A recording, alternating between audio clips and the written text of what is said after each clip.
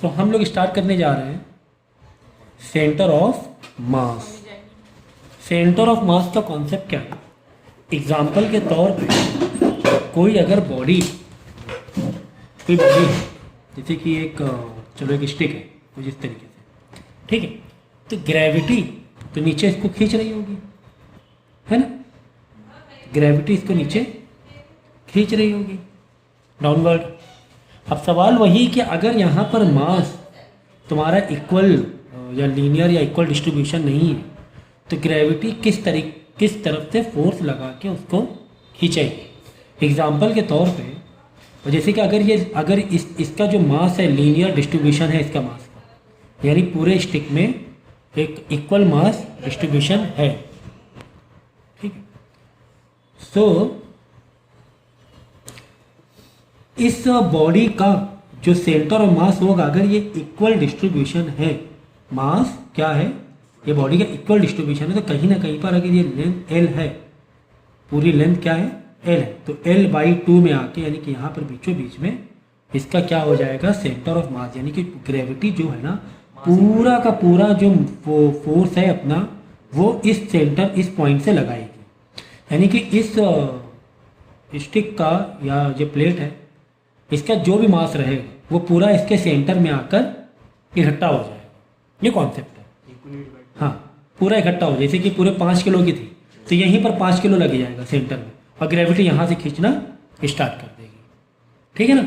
Example के तौर पर तुमने ये पेन है, पेन को तुमने ऐसे घुमा के फेंका, ऐसे ऐसे ऐसे ऐसे घुमा के फेंका। अब हमें ये निकालना है कि जो पेन को घुमा के तुमने फेंका है इसका पाथ क्या है। इसका पाथ इस तरह जो पेन गया है आगे, इसका पाथ क्या है, किस पाथ से गया, क्योंकि हर बार मास का जो मासेस जो है पूरे पेन में जो मास का, वह हर बार अपना पाथ चेंज करता हुआ जा रहा है। देखो, हर बार अपना पाथ चेंज करता हुआ जा रहा है ना। तो क्या पाथ बनाएंगे इसका, यहाँ पर इसका देखो, अब ये वाला देखो, इसका पाथ यहाँ पे ऐसे जा रहा है और ये लीनियर भी आगे बढ़ रहा है, रोटेशनल भी हो रहा है, तो पाथ तो हर बार चेंज हो रहा है, पाथ तो हर बार चेंज होता जा रहा है। तो इसका पाथ अगर हम वैसे फील करें तो इसका पाथ क्या रहेगा, अगर ये इसका सेंटर ऑफ मास यहाँ पर है, इससे कैप का सेंटर ऑफ मास कहाँ पर है, इसके बीचों बीच में है, समझो बीचों बीच में है, बीचों बीच में। तो ये बिल्कुल इस तरीके से इसका पाथ बनेगा, क्योंकि पूरे पेन का कैप का जो मास है उसको सेंटर में लाके हम लोग रख देंगे। कहाँ पे लाके रख देंगे, सेंटर में लाके रख देंगे। तो ग्रेविटी है ना इस पॉइंट में, यानी इसके सेंटर में इस तरीके से डाउनवर्ड की तरफ फोर्स लगाएगी, ठीक है ना। ये पाथ हमें मिल गया सेंटर ऑफ मास से। किससे मिल गया, सेंटर ऑफ मास से हमें इसका पाथ मिल गया, है ना। ये देखो, ये सेंटर ऑफ मास मिल गया, ये इस तरीके। देखो ये जो पॉइंट है बीचों बीच में, देखो बिल्कुल वो अपना रास्ता लिए बैठा हुआ है ना। बाकी के जो पार्ट है वो चारों तरफ घूम रहे हैं, लेकिन ये जो मिडल पार्ट है देखो, ये बिल्कुल अपना लीनियर में आगे बढ़ता हुआ जा रहा है, ठीक है ना। एग्जाम्पल के तौर पे अगर कोई बॉडी ऐसे होती, अब इसका सेंटर ऑफ मास किस तरह होता है, समझो इस पॉइंट में समझो M2 है, इसमें M है, यहाँ पे मास कम है, यहाँ पे ज़्यादा है। अगर आप इसको इस तरह बैलेंस करने की कोशिश करोगे, क्या ये बीचों बीच में बैलेंस होगा, ये वाला नहीं होगा बीचों बीच में। जैसे कि मैंने यहाँ पर कैप अगर लगा दिया, अब देखो ये देखो, अब मुझे है ना अपने फिंगर को यहाँ पर लाना पड़ा इसको बैलेंस करने के लिए। पहले देखो जब कैप हटाया हुआ था तब मैं अपने फिंगर को बीच में रखा तो पेन बैलेंस हो रहा, बीचों बीच में रखा। लेकिन अब क्या करना पड़ा, जब मैंने कैप लगा दिया, इस तरफ का मास ज़्यादा लगा दिया और ज़्यादा कर दिया, तो सेंटर ऑफ मास भी जिस तरफ मास ज़्यादा है वहाँ शिफ्ट हो जाएगा। पहले सेंटर ऑफ मास यहाँ पर था, अब सेंटर ऑफ मास मतलब जो ग्रेविटी है ना यहाँ से अट्रैक्ट करने की कोशिश कर रही है, और ये फिर बैलेंस में आ जाएगा, क्योंकि दोनों साइड मास क्या हो गया, बराबर हो गया, ठीक है। तो याद रखना, क्या जहाँ पर मास ज़्यादा होता है COM सेंटर ऑफ मास वहाँ पे शिफ्ट हो जाता है, फिर बीच में नहीं रहेगा, ठीक है। इस तरीके से इधर शिफ्ट हो गया, पहले यहाँ पर था बीचों बीच में था, इस तरफ शिफ्ट हो गया। ये समझ में आया क्या?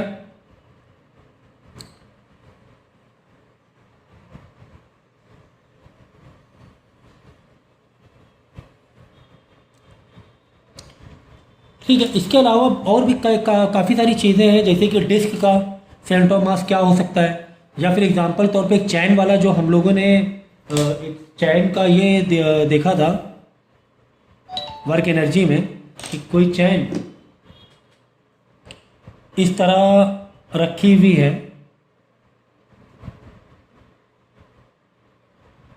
ठीक है, इस तरह की एक चेन रखी हुई है और पूरी चेन का मास m है। तो अब यहाँ पे अगर हमें पी निकालना होगा तो पी कैसे निकालेंगे? क्यों बोलो, क्यों नहीं आसान है निकालना? क्योंकि हर जगह हाइट चेंज हो रही है, हर जगह हाइट चेंज हो रही है। तो हम पी का क्या फॉर्मूला लगाएंगे, कौन सी हाइट लगाएंगे? क्योंकि यहाँ पर क्या है, हाइट चेंज हो रही है, हर जगह हाइट चेंज हो रही है। तो कौन सा फॉर्मूला लगाएंगे पी? एस क्या रखेंगे? यहाँ पे हाइट अलग है, यहाँ पर हाइट अलग है, यहाँ पर हाइट अलग है, यहाँ पर। तो हमने क्या इसको कैसे समझाया? एक छोटा सा टुकड़ा ले लो, एक छोटा टुकड़ा ले लो, इतना थीटा में, वो हो गया DM, है ना। इस तरह चीज़ें बताई थी। इसको सॉल्व करने का एक और फिर बाद में इंटीग्रेट कर दिया था हम लोगों ने, थीटा के टर्म में, थीटा के टर्म में इंटीग्रेट कर दिया था, ठीक है। तो अब इसको करने का एक और तरीका है, सेंटर ऑफ मास।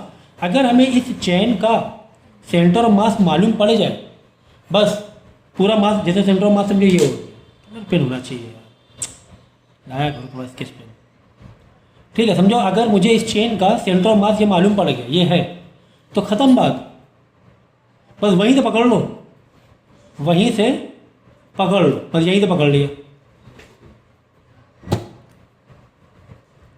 क्योंकि पूरी चैन का मास इसी में आके कलेक्ट हो गया।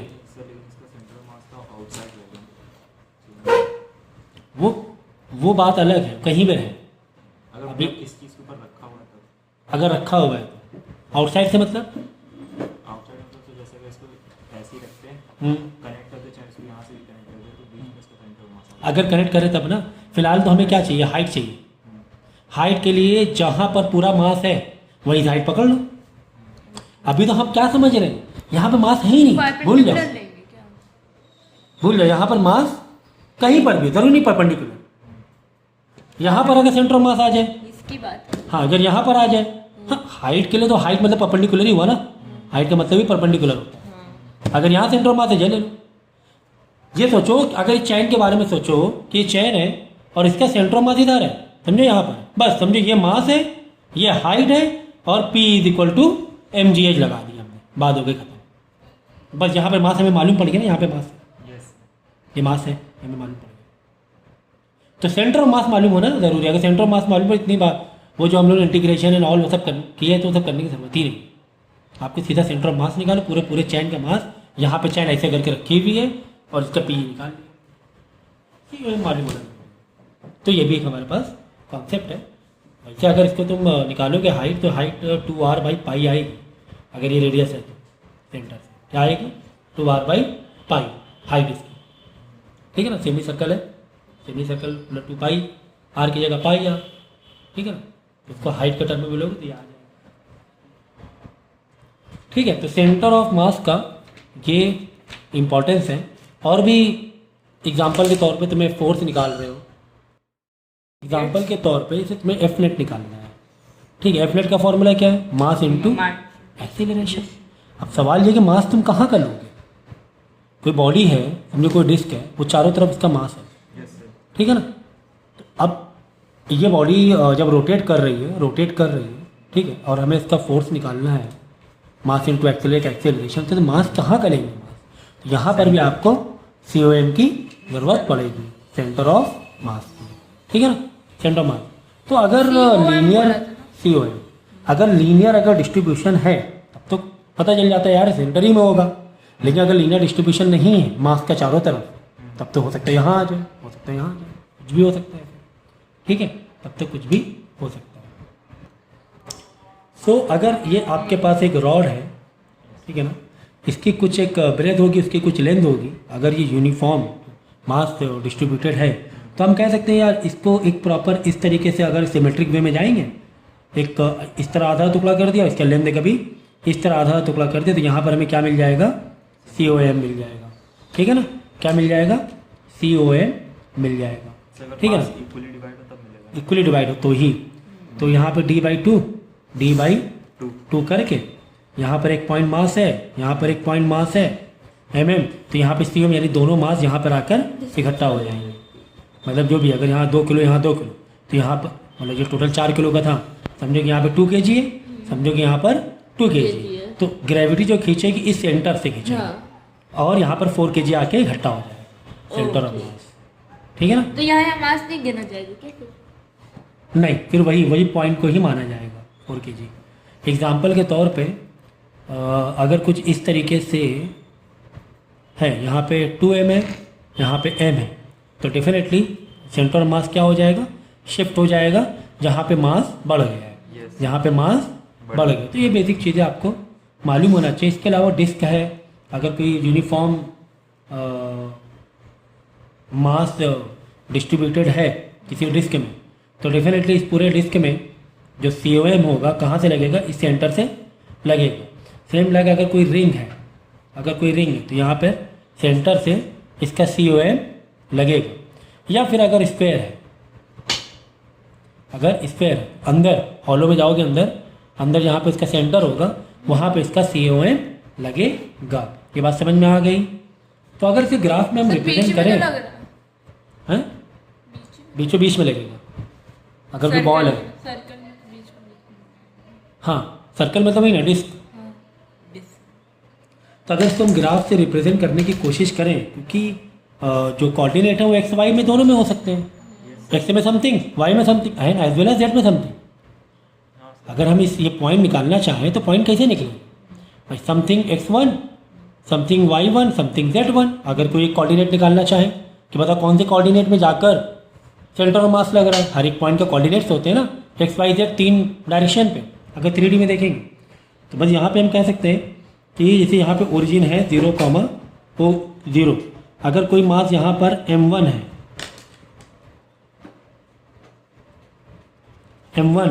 कोई यहाँ पे मास m2 है, मतलब कोई अलग अलग पॉइंट है m1 m2, तो समथिंग इन दोनों के बीच में क्या लग जाएगा, r डिस्टेंस पर COM मिल जाएगा। जैसे यहाँ पर समथिंग यहाँ पर m1 है, समथिंग यहाँ पर m2 है, तो कहीं पर आके इन दोनों के बीच में COM लग गया। अब ठीक है, तो इस तरह इसको ग्राफ में रिप्रेजेंट कर सकते हैं। अगर इसके फॉर्मूले की बात करें तो याद रखो क्या, r वेक्टर समथिंग, ठीक है। तो ये जो हमें निकालना है पॉइंट x का निकालना है, तो क्या करोगे, अगर x का निकालना है तो पहले एक बेसिक फॉर्मूला लिख दो, m1r1 plus m2r2 upon m1 plus m2, मतलब r वेक्टर जो भी वेक्टर में, x में है तो x में, y में है तो y में। हाँ एग्जाम्पल के तौर पे नहीं, एग्जाम्पल के तौर पे अगर हमें x कोऑर्डिनेट निकालना है, इस सेंटर ऑफ मास का x वाला कोऑर्डिनेट निकालना है, तो x कोऑर्डिनेट कैसे निकालोगे, m1 का मल्टीप्लाई x1 से कर दोगे, m2 का मल्टीप्लाई x2 से कर दोगे, नीचे प्लस m2। तो what is x1 and x2, तो जहाँ पर m1 है वो x1 हो गया, जहाँ पर m2 है वो उसका पॉइंट x2 हो गया। ठीक है, फॉर्मूला नहीं है, वही तो है लोकेशन। सेंटर ऑफ मास जो पॉइंट निकला उसके अगर 2 या 3 कोऑर्डिनेट निकालने हैं तो ये इसका फॉर्मूला है उसका ही सेंटर ऑफ मास। जैसे कि Point type काइंड ऑफ, हाँ चलो तुम ये कह सकते हो px वाला ना, तो लेकिन यहाँ पर देख लो m1 का x1 से मल्टीप्लाई है, m1 इंटू x2 उल्टा नहीं है, वहाँ पे x हाँ उसका उल्टा होता है। तो इसी तरह y वाला कोऑर्डिनेट निकालना है तो same y1 plus m2 y2 what is m1 plus in denominator m1 plus m2। इसी तरह z वाला पॉइंट भी निकाल सकते हो अगर 3D में कोई m1 ये है m2 z2 upon m1 plus m2। ठीक है ना, इस तरीके से आप कोऑर्डिनेट पॉइंट एग्जैक्टली लोकेशन निकाल सकते हो COM की, सेंटर ऑफ मास की। सर्कल को कैसे निकालते x1 y1 z1 तीनों पॉइंट। सर्कल मतलब क्या हुआ, 3D हो गया। अगर 3D में चाहिए सर्कल मतलब डिपेंड करता है ना, तुम्हें 3D में दिया या 2D में दिया हो, मतलब x1 और y1 की वैल्यू क्या है, मतलब जो वैल्यू दी होगी। जो वैल्यू दी होगी।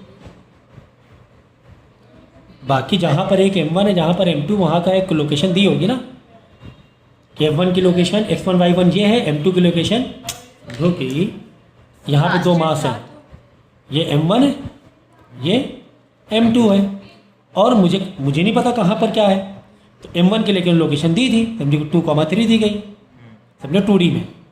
और इसकी लोकेशन दी है 4,5। तो ये हो गया x1 y1, ये हो गया x2 y2। और अब मुझे इसका COM निकालना है। तो m1 का मल्टीप्लाई x1 से कर दें। अगर px निकालना है, समथिंग x, यहाँ पर px py निकालना है कि कहाँ पर है सेंटर ऑफ मास। तो क्या करोगे, इसका सेंटर ऑफ मास का x वाला कोऑर्डिनेट निकालने के लिए m1 का मल्टीप्लाई इस मास का मल्टीप्लाई x1 से कर देंगे, इस मास का मल्टीप्लाई x2 से कर देंगे, डिवाइड बाई दोनों मास प्लस कर देंगे। तो इसका, इस रॉड का COM का x वाला कोऑर्डिनेट आ जाएगा कि x में इतना दूर है, y में, y के लिए y निकाल लो फिर py करके। ठीक है, समझिए। एग्जाम्पल के तौर पे एक आध एग्जाम्पल कराएंगे तो थोड़ा ज़्यादा समझ में आएगा, ऐसा मुझे लगा है। अब से जो नोट्स है ना, आप लोग मेरे सामने बनाओगे, बीच में ब्रेक देंगे आधे घंटे का, 2 पार्ट में लेक्चर पूरा करेंगे। 4,0 यहाँ पर m है, यहाँ पर 2m है, ठीक है ना। तो तुम्हें निकालना क्या है, ये x एक्सिस है, ये y एक्सिस है। तुम्हें निकालना है सेंटर ऑफ मास। तुम्हें क्या निकालना है, सेंटर ऑफ मास निकालना है। तो हम क्या करेंगे यार, y का क्या है, y में सेंटर ऑफ मास तो 0 ही होगा। क्यों, क्योंकि दोनों मास तो बिल्कुल जस्ट x में रखे हैं, y ने ऊपर ने नीचे रखे हैं, y का एक्सेस 0 है ना। दोनों मास कहाँ रखे हैं, देखो 1,0 4,0 बिल्कुल x में ही रखे हैं। तो y में तो वैसे भी सेंटर ऑफ मास जाने का रहा, क्यों जाए जब y में मास ही नहीं। इसी तरह z का सेंटर ऑफ मास क्या होगा, भी 0 हो जाएगा। आगे पीछे देखो है ही नहीं, सिर्फ x में ही है, तो x को हम निकाल लेंगे कुल मिला के। कुल मिला के हम लोग x का सेंटर ऑफ मास निकाल लेंगे। क्या, m1 का मल्टीप्लाई x1 से प्लस m2 का मल्टीप्लाई x2 से plus m1 plus m2। m1 is m, m1 is what m, and x1 is your 1, तो m ही रहेगा, m ही रहेगा। m2 is your 2m 4 to the 8 और x2 है तुम्हारा 4 8m and m plus 2m 9m by 3m कितना हो जाएगा, m plus 4 to the 8m upon 3m, तो 9m अपॉन 3m, m से m करके आ गया 3, यानी x में कहीं पर 3 में, देखो ये तो 1 है x का, ये 4 है, तो यहाँ पर कहीं पर आ रहा है, देखो है ना, बिल्कुल बीच में नहीं आ रहा है इन दोनों। क्यों बीच में नहीं आ रहा है, क्योंकि यहाँ पर मास ज़्यादा है, इससे थोड़ा शिफ्टिंग दिखा रहा है। ठीक है, यहाँ पर 3 में, तो ये समझो x का 1 है, यहाँ पे x का 2 होगा, यहाँ पे x 3, यहाँ पे x का 4, तो यहाँ पर आकर कहीं पर सेंटर ऑफ मास शिफ्ट हो जाएगा। बात समझ में आ गई। यहाँ पे m2 ही 2m दिया। तो एक और न्यूमेरिकल तेजी से भगा भगा के कराएंगे। समझो 0, समझो कि यहाँ पर है ना एक मास m दिया हुआ है, यहाँ पर एक मास 3m दिया हुआ है, टोटल जो डिस्टेंस है वो d दिया हुआ है। हमें x कोऑर्डिनेट निकालना है, x का, x में सेंटर ऑफ मास निकालना है। m तो दिया हुआ है, क्या m इंटू x का, इसका x का पॉइंट तुम्हें नहीं दिया हुआ, नहीं दिया तो क्या करें। कभी भी कुछ अगर तुम्हें कोऑर्डिनेट नहीं दिए, ओरिजिन से ले लो कि ये मेरा ओरिजिन में, 0 0 पहला वाला मास कहाँ रखा हुआ है, और दूसरा वाला मास क्योंकि x में आगे बढ़ रहा है, तो ये पूरा डिस्टेंस कितना है, d है। x में आगे बढ़ा ना, x में बढ़ा आगे, यानी d आगे बढ़ा।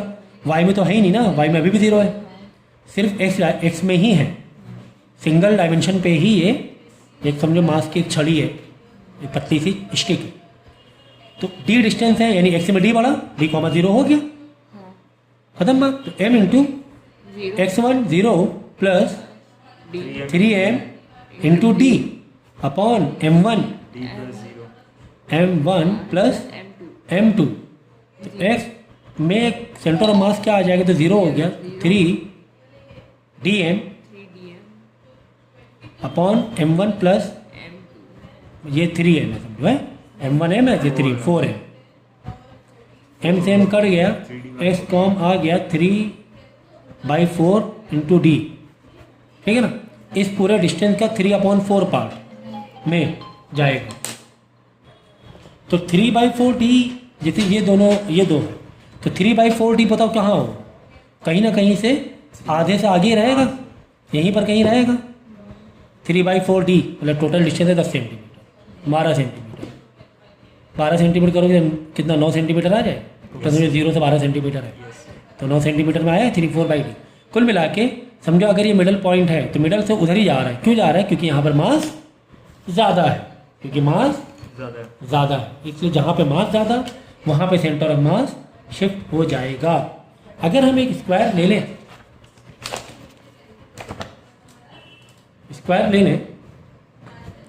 अभी देखो 1D वाली मतलब एक 2D की बात हो रही समझो, अभी 3D में हम लोग गए नहीं, कम से कम 2D तो होता ही होता है, 1D तो नहीं। समझो यहाँ पे मास रखा 2m, यहाँ रखा मैंने m, यहाँ रखा 3m और यहाँ रखा 4m, और मुझे बोला कि सेंटर ऑफ मास बताओ, एक्स फॉर्म बताओ, तो वो भी दीजिए कोऑर्डिनेट्स। और तुम्हें कोऑर्डिनेट नहीं दिए, तुम्हें कोऑर्डिनेट नहीं दिए। तो जब मैंने कहा था अगर कोऑर्डिनेट नहीं दिए तो किसी भी एक पॉइंट को ओरिजिन मान, किसी भी एक मास को ओरिजिन, किसी की भी, तुम्हारी मर्जी। तो अगर मैं इसको 0 0 ले लूँ, तो इसमें डिस्टेंस को मतलब दोनों डिस्टेंस कैसे लेंगे, अलग अलग लेंगे ना डिस्टेंस। डिस्टेंस में पूरा ये स्क्वायर है, स्क्वायर सेम ही हमने डी ए ले लो, ठीक है। सो ये तो किसी एक को तुम्हें क्या मानना है, ओरिजिन मानना है। तो 0 0 मैंने लिया ओरिजिन। अगर तुम्हें कहीं डिस्टेंस नहीं दिया तो किसी एक को तो एक बेस लेना पड़ेगा ना। एक मास के तुम जो ला के रख दिया तुम्हें ग्राफ में, ये पूरा डंडा, ये जो है ना पूरा फ्रेम उठा के यहाँ पे ऐसे ला के फिट कर दिया, एक तो रहेगा ही ऐसे, ठीक है। तो ये वाला एक पॉइंट तुम्हें ओरिजिन मिल गया 0 0। तो किसी एक को भी ओरिजिन तुम ले लो, तुम्हारी मर्जी की। अगर ये 0 0 है तो ये वाला कितना हो जाएगा, 1,0 हो जाएगा, हाँ ना। ए आगे बढ़ा ना, एक्स में आगे बढ़ा, वाई में नहीं बढ़ा।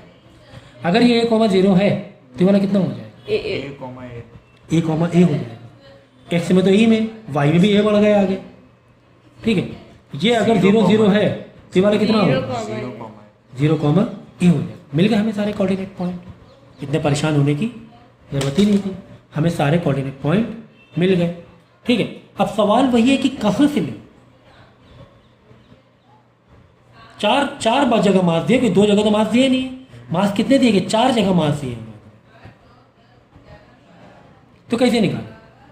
तो वो जो फॉर्मूला है तुम्हारा एक्स सेंटर ऑफ मास का, इसके तुम्हें जितने भी मास मिल रहे हैं सबको प्लस करते रहो, कोई दिक्कत नहीं। हाँ, सबके मास को एक्स वाले कोऑर्डिनेट से मल्टीप्लाई कराते हो। 4 मिले 4 करा दो, 10 मिलेंगे 10 करा दो, मिल जाएगा तुम्हें। तो कराएंगे, चलो यहाँ से स्टार्ट करें। यहाँ से स्टार्ट किया, मास इनटू एक्स वाला कोऑर्डिनेट है ना, मास इनटू एक्स का एक्स को हम निकाल रहे हैं ना, एक्स में निकाल रहे हैं ना 0, प्लस फिर ये वाला देख लो, मास 4m और इसका एक्स वाला a हुआ, प्लस फिर ये वाला मास m, इसका एक्स वाला कोऑर्डिनेट a है, प्लस मास 2m मल्टीप्लाई इसका एक्स वाला 0 है, अपॉन सारे mass plus 3m plus 4m plus m plus 2m। देखो कैसे निकलता है। तो 3m इंटू 0 तो 0 ही हो जाएगा, 4 इंटू m 4ma हो जाएगा। a इज जस्ट कोऑर्डिनेट है तुम्हारा एक्सलेरेशन का, 4ma plus m into a ma plus 2m into 0 0 upon 3 4 7 1 8 2 10 m। X वाला कोऑर्डिनेट निकाल रहे हैं हम लोग, 4 प्लस 1 5ma अपॉन 10m। तो a/2 आ गया। एक्स वाला कोऑर्डिनेट कहाँ आ गया, a/2 में आ गया। यानी कि जो a डिस्टेंस है यहाँ पर कहीं पर होगा, ये तो मालूम पड़ गया। एक्स तो मालूम, इस a के a/2 आ रहा है, एक्स वाला आ रहा है, वाई वाला नहीं अभी निकाला मैंने, एक्स वाला निकाला है।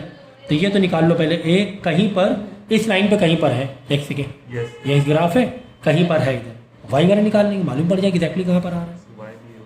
तो वाई का मास और मास इंटू वाई वाला कोऑर्डिनेट मल्टीप्लाई करते हो, 0 है, plus mass 4m into Y का 0 ही है, प्लस मास m वाई का आपकी बार a है, प्लस मास 2m वाई का a है, अपॉन 10m, मास तो टोटल 10 है। ये 0 m into a am, 2 into m है 2 एम है अपॉन 10m, ये एम है और ये 2m है, 3m हो गए अपॉन 10m, m से m कट हुआ 3/10 a आ गया। ये y वाला है, यानी y में 3/10। सर कुछ गलत गलत नहीं नहीं सही है क्योंकि मास डिफरेंट है ना, तो 3/10 ही है। ठीक है ना, 3/10 आ जाएगा। तो ये तो पूरा a है, इस a का इस अभी यही यही ये वाला पॉइंट से बढ़ना है आगे। x वाला मालूम पड़ गया ना हमें कि इसी कहीं पर है यस a/2, ये a था, a/2 यही हुआ ना a/2। x वाला a/2 पॉइंट कहाँ आया, यहीं कहीं आया ना इधर, इस पूरे एक्सिस में कहीं पर a/2 कहीं पर है centre of mass. Yes sir. y वाला क्या है 3, तो इसी में आगे बढ़ो 3/10 ये पूरा a है, तो 10 का 3/10 तीसरा पार्ट तुमने यहाँ पे समझ लो कहीं पर, यस यहाँ पर कहीं फाइनली आया सी 3/10 3/10 a y का और a/2 x का। ये समझो 10 है, 10 का तीसरा पार्ट यहाँ पर कहीं पर आ रहा है, यानी ग्रेविटी ये खींचेगी, यानी तुम जब इस प्लेट को उंगली में रखोगे तो यहाँ पे रखोगे और वो बैलेंस हो जाएगी। क्यों? क्योंकि कहीं पर मास यहाँ पे मास ज़्यादा था, जहाँ 2 सेंटर ऑफ mm, मास पे रख लो। हाँ ना। अगर तो बैलेंस करना है तो फिंगर कहाँ रखोगे? अगर कोई स्क्वायर जैसे बुक है, मोबाइल है, मोबाइल में तो इक्वल डिस्ट्रीब्यूशन होता है, लेकिन यहाँ पे इक्वल नहीं है। मोबाइल में तो बीचों बीच रखोगे, लेकिन इस प्लेट में क्योंकि यहाँ पे मास ज़्यादा है, अगर तुम्हें इसको बैलेंस रखना है अपने फिंगर में तो यहाँ पर उंगली लगाओ, ऐसे तब जाके बैलेंस हो। क्यों यहाँ पर, क्यों इधर ही इधर ज़्यादा है, शिफ्टिंग इधर क्यों है मास की COM की? क्योंकि यहाँ पर मास ज़्यादा है। सो ये हमें समझ में आया कि अगर तुम्हें कोऑर्डिनेट नहीं दिए हो तो घबराने वाली बात नहीं है। किसी एक को भी ओरिजिन मान लो, इसको ओरिजिन मान लो तो भी आंसर यही आए। ऐसा नहीं कि अगर इसको ओरिजिन मान लो सेंटर मास बदल जाए, नहीं, सेंटर मास जहाँ पे मास ज़्यादा उस तरफ सेंटर मास रहे। अगर यही चीज़ हम ट्राइंगल बनाकर एक इक्विलेटरल ट्राइंगल लें और वहाँ पर सेंटर ऑफ मास ढूंढे, तो मेंटल मैथ भी लगा सकते हो इतना। अगर इक्विलेटरल ट्राइंगल है तो समझे यहाँ पर अगर m है, यहाँ पर भी m है, अगर इक्वली तीनों पॉइंट में एक मास यहाँ रखा हुआ है, एक मास यहाँ रखा हुआ और एक तो यहाँ पे यहाँ भी मास रखा हुआ है। डिस्टेंस ये a है, ये डिस्टेंस भी a है और ये डिस्टेंस भी a है, तो कहाँ पर आएगा? ये तो पता ही है कि ये दोनों के बीच में रहने वाला है किसी एक एक्सिस में, और इसमें हाँ इसके आधे में रहने वाला है। ये तो हमें एक आइडिया लग रहा है। अगर मास तीनों जगह बराबर है तो सेंट्रॉइड नहीं तो फॉर्मूले से निकालना ही पड़ेगा। फॉर्मूले से निकालने में क्या दिक्कत है? तो X com is equal to इस वाले मास, हाँ ओरिजिन मान लिया जाए, ओरिजिन मान लिया जाए, इसको 0,0 लेना। अगर ये 0,0 है तो ये a,0 हो जाएगा। तो एक्स में a बढ़ा, वाई में तो बढ़ा ही नहीं ना अभी, ये नहीं हो सकता है। जीरो ये वाला हो जाएगा a/2, ये वाला कैसे एक्स का a/2 हुआ, ये पूरा a है, तो ये वाला बीच का पॉइंट निकल रहा है। अगर इक्विलेटरल है तो ये a/2 सर नहीं इससे है। भी तो ले सकते सर, इससे नहीं ले सर सकते x ना। का a/2 है ना, y में तो जा रहा है कुछ। हाँ तो y में रूट y का वो निकालो ना, a/2 इंटू a, वो निकालो पाइथागोरस से। पाइथागोरस से ये परपेंडिकुलर निकालो, ये हाइपोटेन्यूज a है, बेस तुम्हारी a/2 है, परपेंडिकुलर निकाल लो। इसका होता है √3/2 होता है, a√3/2 होता है। ये जो लेंथ होती है याद रखो, इक्विलेटरल में जो लेंथ होती है, इक्विलेटरल में जो हाइट होती है ट्राइंगल की, वो होती है a√3/2। ए नहीं तो पाइथागोरस से निकाल लेना, यही आएगा। ठीक है, चलो करते हैं। पहले वाले m का मल्टीप्लाई 0 से करेंगे x वाले कोऑर्डिनेट से, क्योंकि x का ही सेंटर ऑफ मास निकाल रहे हैं। दूसरा वाला मास भी m है, इसको मल्टीप्लाई a से करेंगे। तीसरा वाला मास भी m है और इसका मल्टीप्लाई a/2 से करेंगे। सबका मल्टीप्लाई फिलहाल x वाले कोऑर्डिनेट से करेंगे और नीचे तीनों m प्लस करेंगे तो 3m आ जाएगा, m प्लस m प्लस। ये 0 हो गया, ये हो गया m into a m a plus m a/2 upon 3m। 1 से आधा m a जोड़ोगे तो कितना आ जाएगा? 3/2 m a आ जाएगा ना। 1 m a प्लस आधा m a 3/2 m a by 3m, तो m से m तो कट रहा है ना, ये आ जाएगा 3/6 1/2 1/2 a आ जाएगा। m से m कटा, 2 3 ज़ा 6, 3 कटा, 1/2 a/2 आ गया है ना। तो यानी x का कहाँ, यहीं पर कहीं है, x में, y में नहीं है, अभी x में निकाला, अब यहाँ पर कहीं y में हो, यहाँ पर कहीं y पर होगा।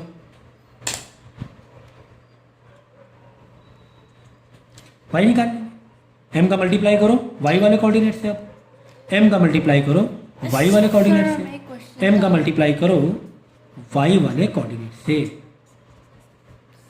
डिवाइड बाई 3m, ये ज़ीरो, तो ये हो जाएगा a/2√3m divide by m, 3m, m से m कट गया, 2 3 = 6, a/6√3, इसी कुछ आ रहा है, चेक कर लो,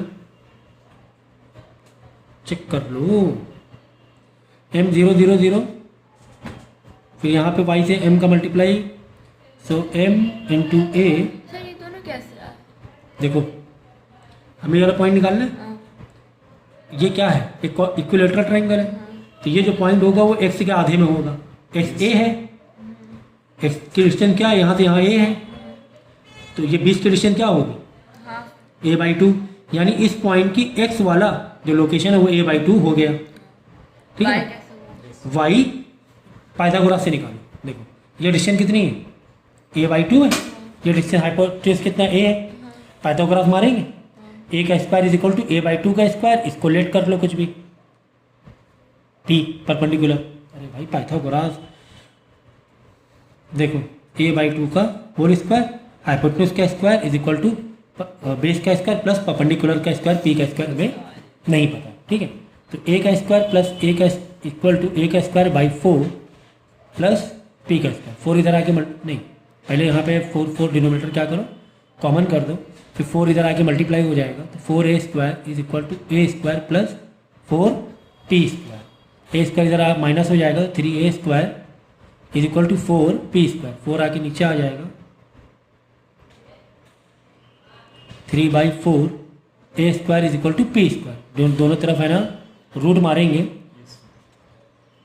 3/2, ठीक है, तो रूट रह जाएगा, 2 बाहर, 4 2 बन के बाहर आ जाएगा, a² a बन के बाहर आ जाएगा, आया कि नहीं आया, a3/2, तो ये y की हाइट डिस्टेंस हो गया, यहाँ पर समझो 1 2 3 4 5 से a√3/2 पे पहुँच गया, कहाँ पहुँच गया, a√3, तो y वाला कोऑर्डिनेट हो गया a√3/2, ठीक है। तो ये आ जाएगा, हाँ यहाँ पे चेक कर लो, आ रहा है हमारा a√3/6, ये आ रहा है, चेक कर लो, 0 m into a√3/2, m into a√3/2, और नीचे है 3m, ठीक है, तो 2 3 = 6, a√3/6, a√3/6, एक ही बात है, √3 मल्टीप्लाई करेंगे तो नीचे पहुंच जाएगा, और क्या, 3 हो जाएगा, 6√3, हाँ सही है, ठीक है। तो इस तरीके से हम लोग इक्विलेटरल ट्रायंगल का सेंटर ऑफ मास निकाल सकते हैं कि x में तो कहीं पर a/2 है, y में समथिंग a√3/6 है, यहाँ पर कहीं है, फाइनली आगे दोनों पॉइंट a/2 कॉमा a√3/6, ठीक है, यहाँ पे COM निकालेंगे, समझ में आया, इस तरीके से सॉल्व करना। इसी तरह अगर क्यूब तुम्हें दे दें, गौर कर लें, फिर बीच में हम नोट्स बनाने के लिए आपको टाइम दे देंगे,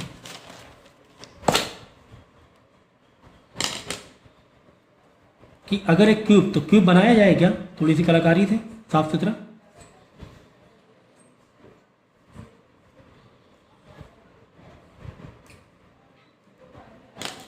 इससे कनेक्ट करना है,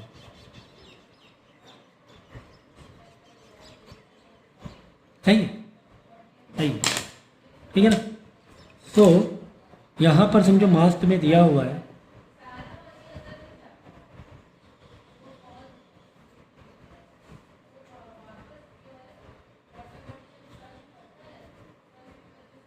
फ्रंट क्या लेना है, फ्रंट,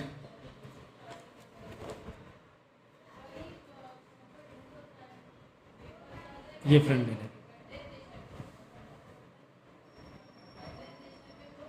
अब दिख रहा है क्यों, थोड़ा बाकी तो ये फ्रंट पार्ट ले लिया, ठीक है।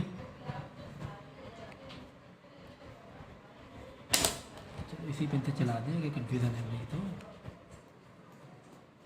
ठीक है। यहाँ पे रखा मैंने m,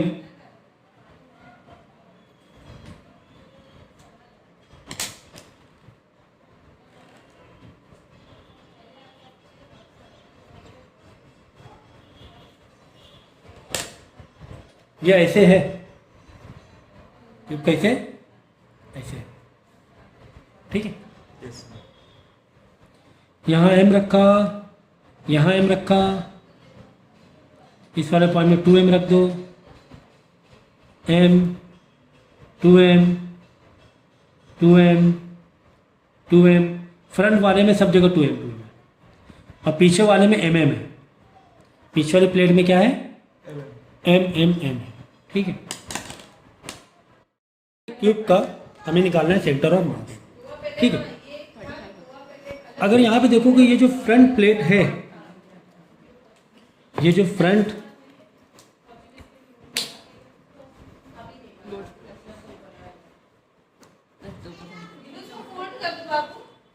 ये जो फ्रंट वाला है, ठीक है, इसमें लगा हुआ है सब कॉर्नर में 2m मास। यस सर सब कॉर्नर में कितना लगा हुआ है, 2m 2m मास लगा हुआ है। ये ऐसे आया हुआ है, ठीक है, सर वजन के साथ गिर जाएगा। ठीक है। करंट मार और रहा इसके है। जो पीछे है ना, इसके जो पीछे है, वापस फ्यूचर में क्या है? अरे सर करंट मार रहा है। ठीक है। तो यहाँ पर अगर मास के अगर हम 2 प्लेट निकाल लें, देखो मैंने एक पीछे वाली प्लेट निकाल ली, क्यों मालूम है, जो मास का जो डिस्ट्रीब्यूशन है, मतलब ये जो 4 कॉर्नर में इधर मास रखा हुआ है 2m रखा हुआ है और पीछे जो रखा हुआ है वो m रखा हुआ है। अगर आप हाइट में देखोगे, मतलब यहाँ से जो y वाला डायरेक्शन देखोगे, तो कहीं ना कहीं से बीच कहीं पर तुम्हें ये मिलेगा सेंटर ऑफ मास, बीच में कहीं हाइट से। इधर आगे पीछे हो सकता है, लेकिन यहाँ पर अगर हाइट से देखोगे तो बीचों बीच में मिलेगा ना। यस इतना तो एक लॉजिक लग रहा है कि नहीं लग रहा है। यस सर भाई 2m के बीच में यहाँ पर, mm के बीच में यहाँ पर कहीं, सर ऊपर से बस है ना? यहाँ पे थोड़ा आगे आएगा 3/4 हाँ यहाँ पर कहीं आगे पीछे हो सकता है। Yes. और ये भी लॉजिक है कि कहीं ना कहीं से इधर ही होगा, आगे की तरफ, ठीक है ना। सेंटर ऑफ मास कहाँ पर होगा, कहीं ना कहीं आगे की तरफ होगा, क्योंकि यहाँ पर वेट ज़्यादा है। तो ये हो गया m m m m, और इसी के आगे वाली प्लेट हमने निकाली ये 2m 2m 2m 2m, ठीक है ना। तो ये तो हमें ये एक्सिस तो हमें मालूम पड़ रही है, ये वाली एक्सिस तो हमें मालूम पड़ रही है। हमें ये एक्सिस हमें ढूंढना है कि यहाँ पर आगे पीछे कितना हो सकता है, ठीक है ना। तो हम लोग सबसे पहला काम क्या करते हैं, सबसे पहला काम किसी एक पॉइंट को हम क्या कर लेंगे, ओरिजिन बना लेंगे। तो इसको बना लें 0 0 0, किसी एक को, यहाँ वाले पीछे वाले पॉइंट को हमने बना लिया 0 0 0, ठीक है। तो ऊपर जब जाएगा पॉइंट, ऊपर जब जाएगा तो x तो 0 रहेगा, z तो 0 रहेगा, और a वाला y वाला a डिस्टेंस बढ़ जाएगा, ओके। अब इधर देखो, इधर में सिर्फ x वाला बढ़ रहा है, a आ रहा है, बाकी दोनों y और z 0 0 रहेंगे। इधर आने में, इधर जाने में, इधर जाने में जो x है तो x ही रहेगा, y वाला a बढ़ेगा, z वाला 0 ही रहेगा, ठीक है। अब इधर देखो, इधर आओ, इधर आएंगे, दिखाइए सर। x तो 0 रहेगा, z में आगे बढ़ रहे हो, y भी 0 रहेगा, z वाला a हो जाएगा, ठीक है। अरे ठीक है। तो यहाँ पर देखो x में भी a आगे बढ़ा है, A0 A y तो Zero है। 0 ही है, और z में आगे की तरफ आया है, a आया है। ये वाला x में आगे बढ़ा ही बढ़ा है, a, ये तो A तीनों का a A आएगा ना, ठीक है। बोल दिया रिक्शा वाले। हाँ 5 मिनट बाद उतर जाना, ठीक है। अब यहाँ से हम लोग अलग अलग निकाल लेंगे, ठीक है।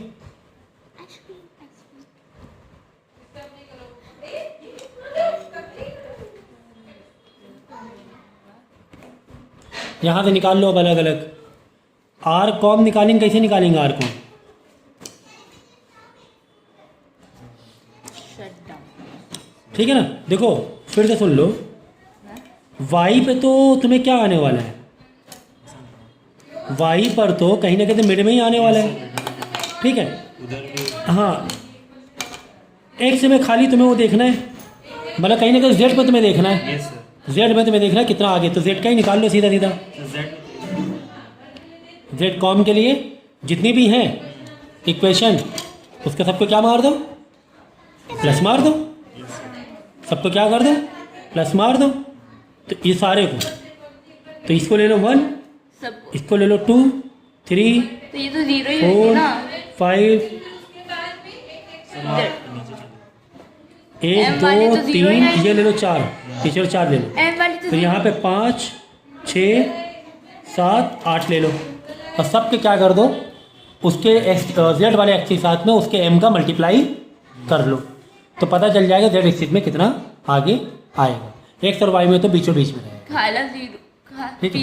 एम वाले तो जीरो ही रहेंगे। हाँ, जो भी है मल्टीप्लाइंग, जो भी जैसा आ रहा है तो करिए करो ना, सब कर डालो। करिए। M1 का मल्टीप्लाई 0 से, M2 का मल्टीप्लाई भी 0 से यहाँ पर हो रहा है, यस सर। M3 का मल्टीप्लाई भी 0 से हो रहा है, M4 का मल्टीप्लाई 2M का मल्टीप्लाई 2M है ना, A से होगा, ठीक है। फिर यहाँ पे 2M का मल्टीप्लाई भी A से होगा, यहाँ पे 2M का मल्टीप्लाई सर X वाला 0, Y वाला 0, Z वाला A है, सर अपने चारों आगे और दोनों पीछे के मतलब सबका सब करेंगे जेड में। सबका करना।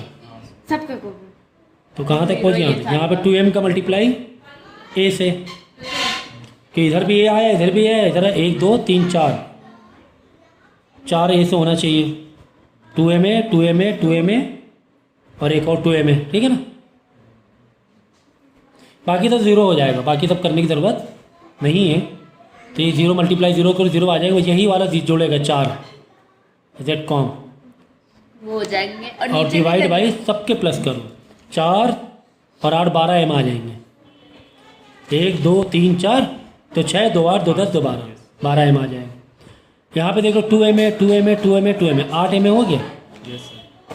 नीचे 12 M, M से M कट गया, जेड कॉम आ जाएगा 2/3 M, सॉरी A, 2/3 Z, ठीक है, 2/3 A हो जाएगा। ये Z वाले में, Z वाले में थोड़ा और आगे इधर ही आएगा, आएगा कि नहीं आएगा, यहाँ पर कहीं आएगा, यहाँ पर कहीं थोड़ा आगे आगे आएगा कि नहीं आएगा, यस सर। पीछे से स्टार्ट है ना ओरिजिन, तो 2/3 आगे आगे आया बिल्कुल, 1/3 होता बीच, मतलब मिडल से आगे आ गया यहाँ पर कहीं, बाकी एक और उसके तो 0 आधे आधे में है, ठीक है, आया समझ में? यस बजट का लगा निकालना था इसमें। तो सेंटर ऑफ मास हम लोग एक डायग्राम में, ठीक है, हाँ पढ़ाने के बाद,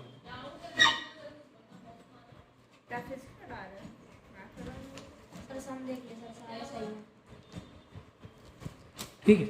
ये हमने बनाया T, ओके, और इसकी जो लेंथ है ये भी L है और ये भी L है, ठीक है, L और L है, और हमें इसका निकालना है सेंटर ऑफ मास, ठीक है। एक मिनट, सेंटर ऑफ मास, अच्छा ये तो हम आइडिया लगा सकते हैं कम से कम, अगर इस मतलब इस पूरे ऑब्जेक्ट के ऑब्जेक्ट में ज्वाइंट है, इस तरह T में ज्वाइंट है, तो इतना तो आइडिया हमें लग रहा है कि यार कम से कम सेंटर ऑफ मास इसमें तो यहीं पर किसी एक्सिस में ही कवर करेगा, यानी L/2 में, है ना, यहाँ पर कहीं पर रहेगा, मतलब इस एक्सिस में कहीं पर होना चाहिए, इस एक्सिस में कहीं पर होना चाहिए, इतना तो आइडिया लग ही रहा, इस एक्सिस में कहीं पर होना चाहिए। ये तो पूरा M का एक डिवाइड हम ले लेंगे हाफ सिमेट्रिक वे से, कि इस एक्सिस में कहीं ना, अब ये यहाँ होगा कि यहाँ होगा, लॉजिक लगाओ ज़रा सा, कम से कम ये इस L में, ये भी L है, सर हाफ से ऊपर ही होगा। हाफ से ऊपर ही होना चाहिए, क्योंकि इस वाली स्टिक में हमें ये पता चल रहा है कि मास उधर ज़्यादा है, तो सेंटर ऑफ मास शिफ्टिंग उधर साइड ज़्यादा रहेगा, L/2 में तो यहाँ रहेगा नहीं, उधर साइड शिफ्टिंग ज़्यादा रहेगी, ये तो हमें समझ में आ रहा है। अच्छा इसको अब इंडिविजुअल देखो, यहाँ तो है पता चल गया यार L/2 यहाँ पर कहीं होगा, इसको एक में छुपा के इसको अगर हम कंसीडर कर लें, तो इसका सेंटर इसका भी कहीं ना कहीं पर L/2 में ही यस लाई करेगा।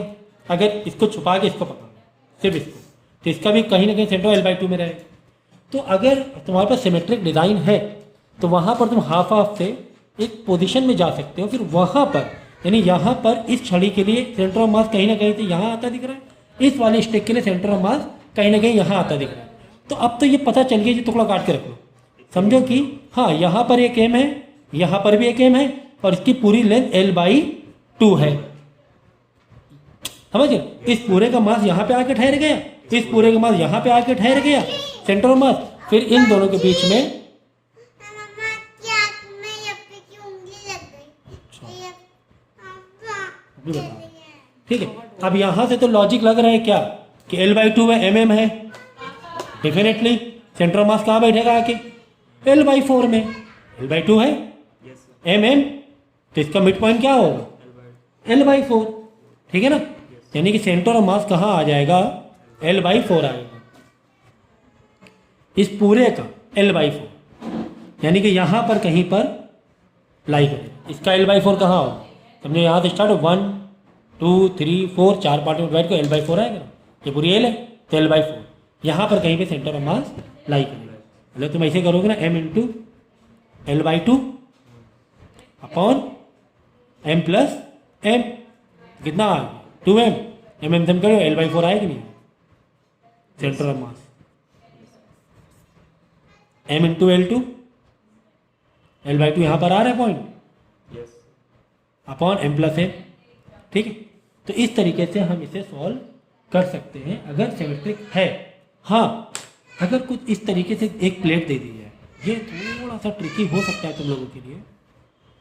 ये हो सकता है कि यार यहाँ पर डेंसिटी कुछ और है, दोनों सिमेट्रिक तो हैं, दोनों क्या है सिमेट्रिक तो हैं, लेकिन इसकी डेंसिटी अलग है, उसकी डेंसिटी अलग है,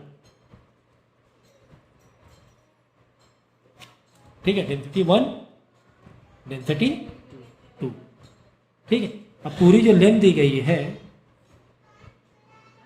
L दी गई, पूरी लेंथ कितनी दी गई L दी गई।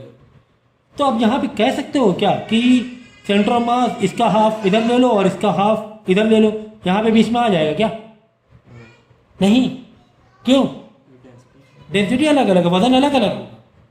अगर ये प्लेट यूनिफॉर्म मास डिस्ट्रीब्यूटेड होती तो हम कह सकते इसका आधा आगे ज्वाइन हो सेंटर में, लेकिन नहीं, यहाँ पर कहानी थोड़ी अलग है, ठीक है ना।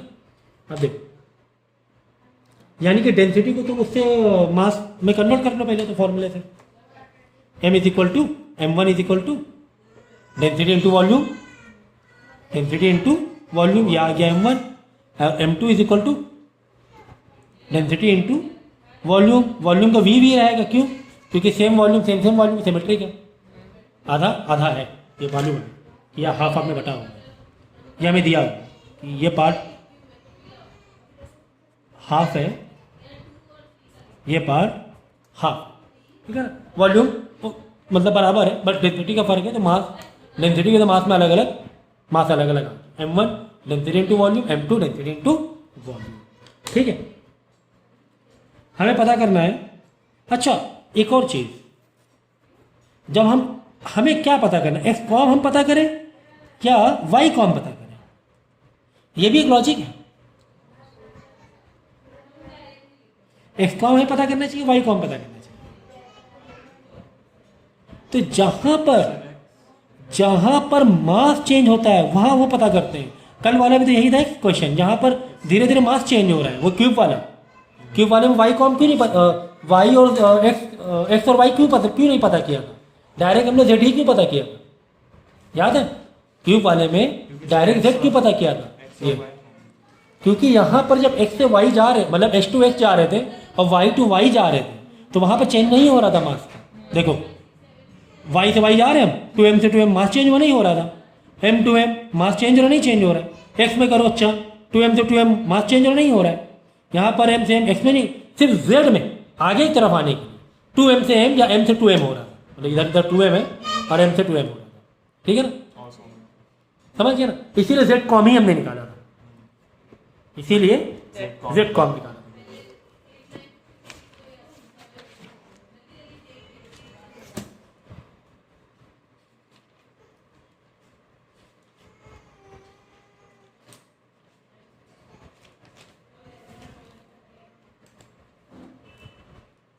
तो जहां मास चेंज हो रहा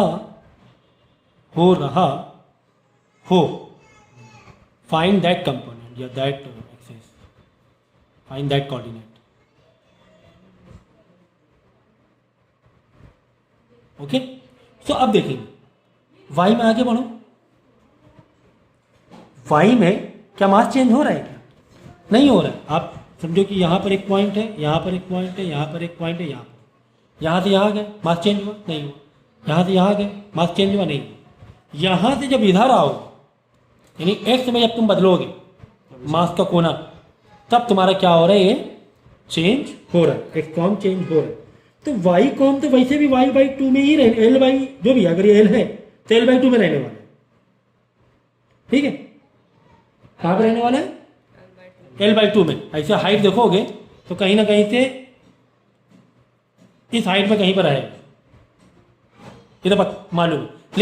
लेकिन यहां में ऐसे चलने में हो सकता हो कि तुम्हारा मास यहां निकला है, हो सकता है तुम्हारा मास सेंटर मास यहां। ये तो हमें पता चल गया हाइट के हिसाब से कि बीचों बीच में रहने वाला है, बीचों बीच में रहने। देखो ना, तुम ऊपर जा रहे हो, जैसे कि ये 2 किलो है, इतने से ऊपर आने में ये 2 किलो है, ये 1 किलो है। ये क्या है, 2 kg है, ये 1 kg है, मतलब इसकी डेंसिटी कम होगी तो 3 किलो हुआ।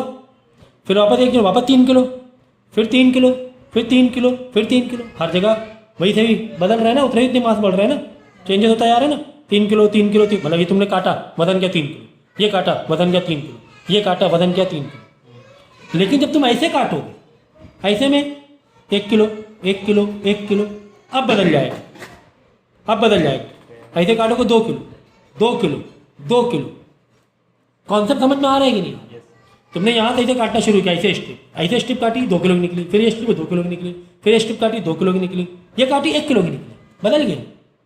यानी एक्स में जाने में बदल रहा है। ऐसे काट रहे हो मतलब एक्स में जा रहे हो भाई, वाई में नहीं जा रहे हो। ऐसे काटा ऐसे काटा ऐसे काटा ऐसे काटा, ऐसे पीसेस को तुमने काट के बराबर पीसेस काट लिए, ऐसे ऐसे ऐसे।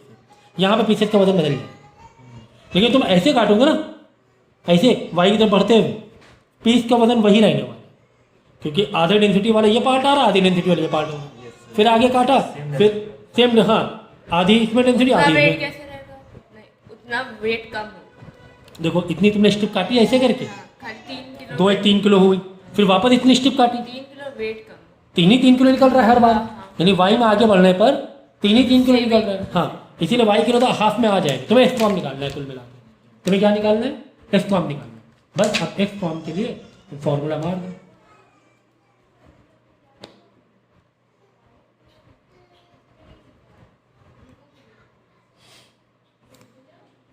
किसी एक को ओरिजिन बनाएंगे, 0 0, ये वाला पूरी एल है, ये एल बाई 2, ये पूरी एल हो जाएगी। सही है,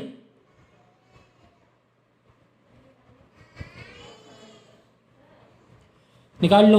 ये वाला तो 0 हो जाएगा, छोड़ ही दो। तो m2 into L by 2 upon m1 plus m2, कितना आ गया? m2 की जगह क्या डाल देंगे हम लोग, डेंसिटी डाल देंगे। पहला वाला तो क्या आ जाएगा, ये m1, ये क्या है m2। ओके, हमें क्या करना है, हमें x में जाने के लिए x वाले को पकड़ लें कोऑर्डिनेट। तो x के लिए एक ये लोगे m1 इंटू 0, ये तो 0 हो जाएगा, प्लस m2 इंटू L2। ठीक है, तो इसी को हमने ये एरो बना लो, it is not LHS RHS। तो m2 का हो गया density into volume into L by 2, नीचे m1 m2, m1 का तो density 1 into volume plus m2 का density 2 into volume. Volume common बाहर निकाल लेना, एक वॉल्यूम से एक वॉल्यूम कट जाएगा, है ना, है कि नहीं है? सब मल्टीप्लाई में ना ऊपर, सब किस में ऊपर, मल्टीप्लाई एल बाई टू ले लो, यहाँ पे वॉल्यूम बाहर निकालो, डेंसिटी 1 प्लस डेंसिटी 2, वॉल्यूम से वॉल्यूम गया, और जो भी आंसर है देख लो कितना आ रहा है, एल इंटू डेंसिटी 2 नीचे रख दो, डेंसिटी 1 प्लस डेंसिटी 2, ठीक है। यहाँ पर देखो डेंसिटी 1 है, समझो ये एक प्लेट है रेक्टेंगल, जिसकी ये लेंथ दी गई तुम्हारी एल और ये वाली एल बाई 2 है, ठीक है, ये एल बाई 2 है।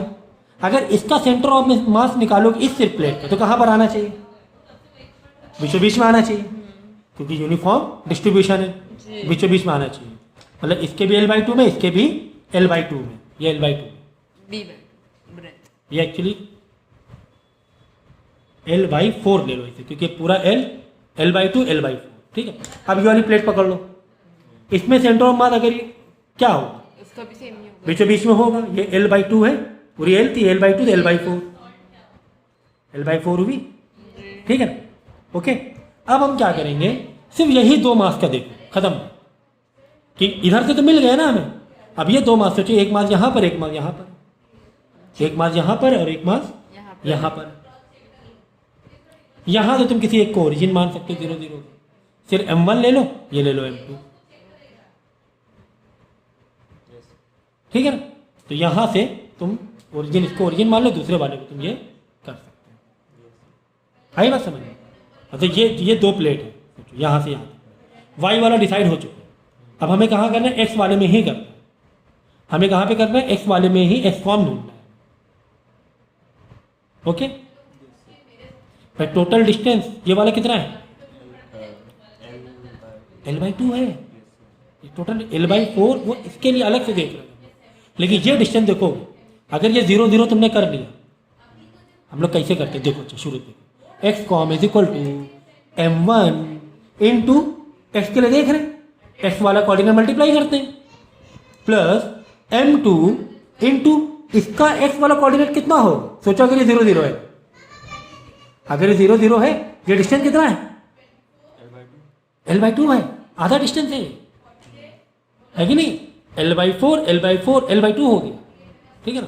तो L by 2 divide by m1 plus m, तो ये वाला कंपोनेंट लेने के बाद नहीं 0 हो जाता था इसका आंसर, तो हमने ये डायरेक्ट। अब आई बात समझ में, नहीं समझ में, ये लेंथ समझ में आई, एक्स वाला डिस्टेंस कितना आगे बढ़ा, एल बाई 2 बढ़ा कि नहीं बढ़ा आगे, लॉजिक लगने लगे। सोचो एक लाइन है, एक लाइन 4 टुकड़े करें अगर हम, ये तो सोचो ये टुकड़ा कितना हुआ, एल बाई 2 हुआ। अगर 10 सेंटीमीटर है, समझो कि ये 20 सेंटीमीटर, 5 सेंटीमीटर 5 सेंटीमीटर 5 सेंटीमीटर 5, ठीक है ना। तो ये वाला टुकड़ा कितना हुआ, 5 5 10 आधा हुआ कि नहीं, ये टुकड़ा एल बाई 2 हुआ कि नहीं, आगे बात समझ में। तो जैसे हमने टी वाला एक फॉर्म बताया, तो इसको भी ऐसे ही कर सकते हो, इसका अलग से ले लो सेंटर, इसका अलग से ले लो, फिर इन दोनों के बीच देख लो खाली, ओके।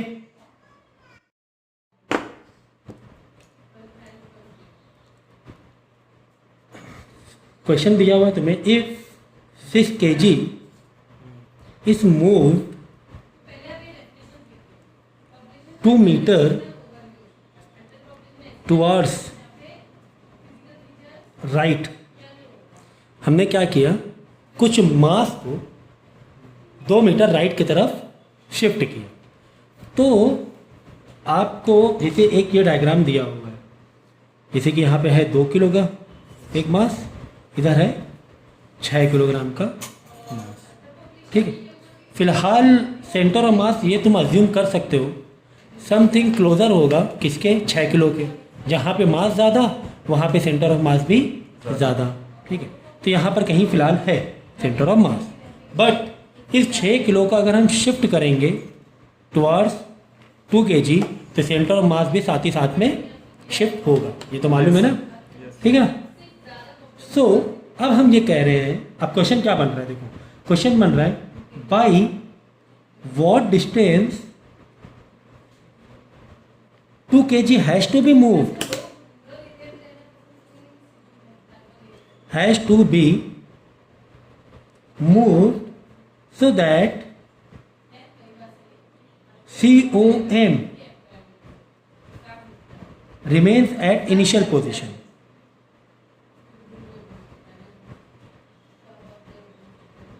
इनिशियल पोजीशन, ठीक है ना।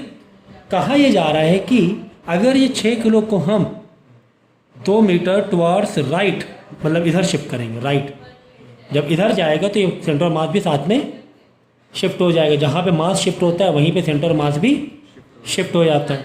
तो 6 किलो का अगर 2 मीटर अवे ले जाएंगे तो ये सेंटर ऑफ मास भी इसके साथ शिफ्ट हो जाएगा। ये तो पता है ना, पता है, ठीक है। क्वेश्चन क्या कह रहा है कि हमें सेंटर ऑफ मास को शिफ्ट नहीं करना है। हम क्या चाह रहे हैं कि सेंटर ऑफ मास मेरा वहाँ पर रहे, तो 2 किलो को कितना और पीछे ले जाएं कि वापस सेंटर ऑफ मास यहीं पर ही रहे।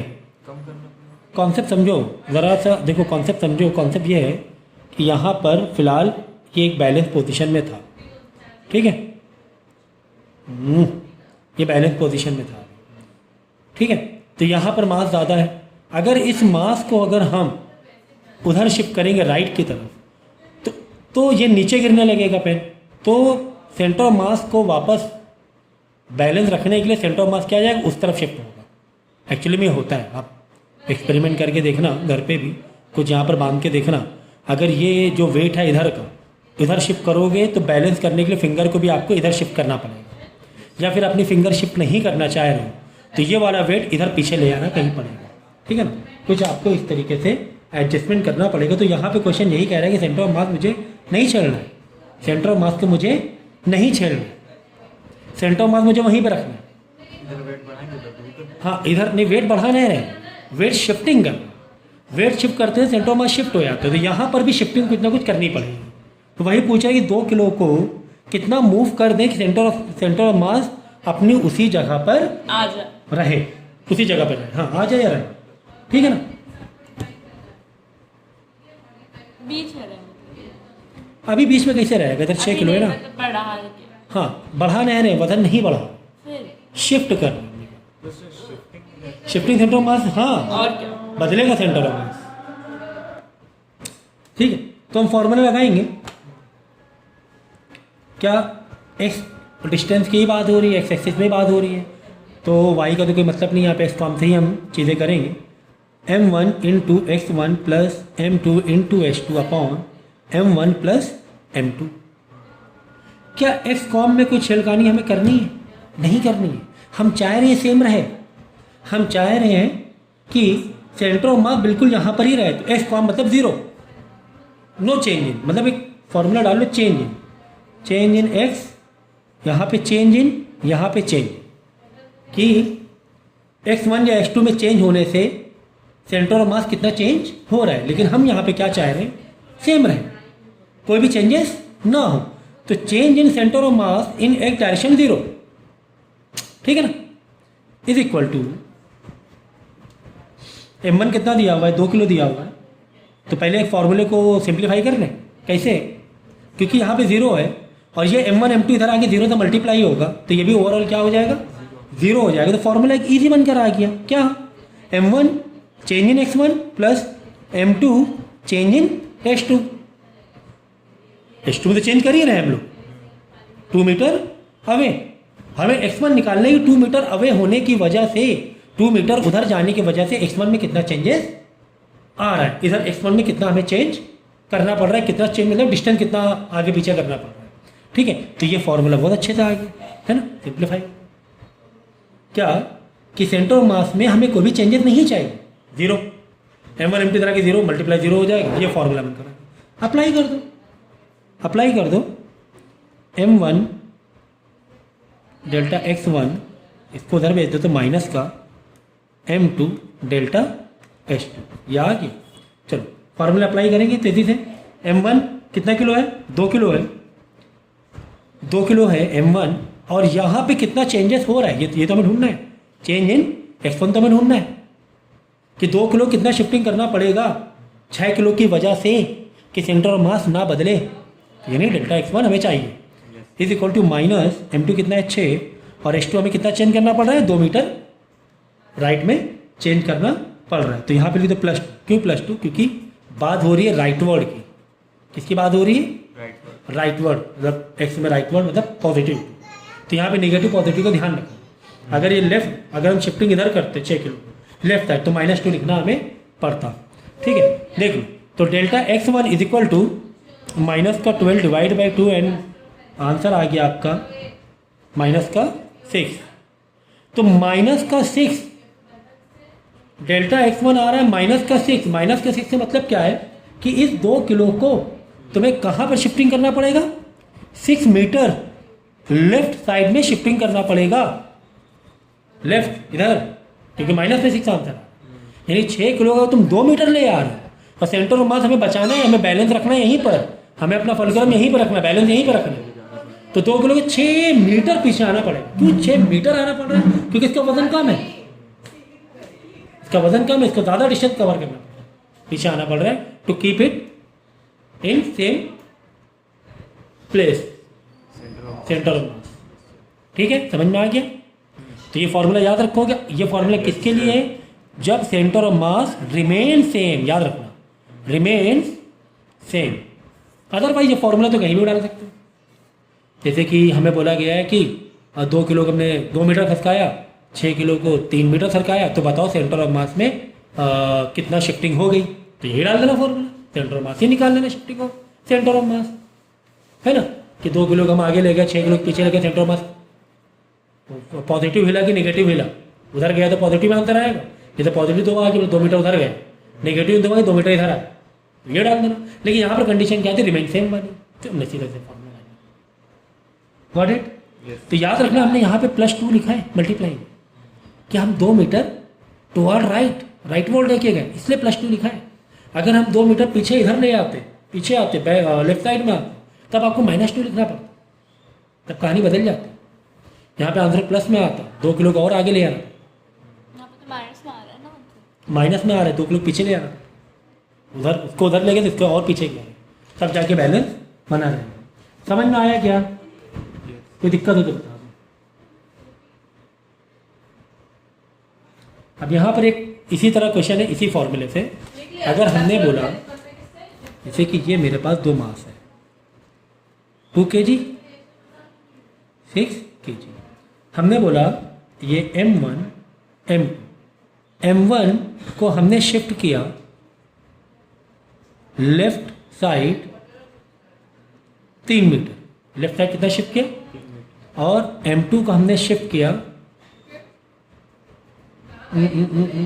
राइट साइड, चलो राइट साइड शिफ्ट किया 4 मीटर शिफ्ट कर M2। तो बताओ चेंज इन एक्स फॉर्म क्या होगा, सेंटर ऑफ मास कितना चेंज हो जाएगा। फिलहाल तुम्हारा यहाँ पर कहीं सेंटर ऑफ मास है, कहीं पर है यहाँ पर सेंटर ऑफ मास 6 किलो के पास। फॉर्मूला डाल, क्या formula, change in x form, delta x, M1 delta x plus M2 delta x2 upon M1 plus M2। चलो M1 कितना है, तो डेल्टा, ओरिजिनल हमें लोकेशन नहीं चाहिए, डेल्टा दिया, चेंज डिस्टेंस में कितना चेंज, तो M1 कितना है 2 किलो है, और 3 मीटर हमने चेंज किया, Yes. पॉजिटिव की निगेटिव, सवाल ये है Negative. यहाँ पे ज़रूरी है नेगेटिव पॉजिटिव लिखना। 3 मीटर क्या है, लेफ्ट है, तो तुम्हें माइनस में देना पड़ेगा। ठीक है, M2 कितना है 6 है, और डेल्टा S2 कितना है Plus 4. प्लस का 4 अपॉन 2 + 6 8, 8. तो माइनस का 6 plus 20. 24, तो आ गया प्लस का Plus का 18. 18 मीटर, यानी कि COM एक्सकॉम 18 मीटर राइट में शिफ्टिंग हो जाएगी, राइट साइड में शिफ्टिंग होगी, क्योंकि तुमने 6 मीटर वालों को, 6 किलोग्राम वालों को बहुत ज़्यादा ही इधर शिफ्ट किया और इसको इधर शिफ्ट किया। ओवरऑल 18 मीटर इधर जाएगी शिफ्टिंग, किसकी, COM 4 मीटर शिफ्टिंग हुई, 6 किलो भी है, इसके बाद ताकत ज़्यादा है 6 किलो वाला, तो 6 किलो है, 4 मीटर भी है, तो बहुत ज़्यादा शिफ्टिंग उधर हो जाएगी। ठीक है।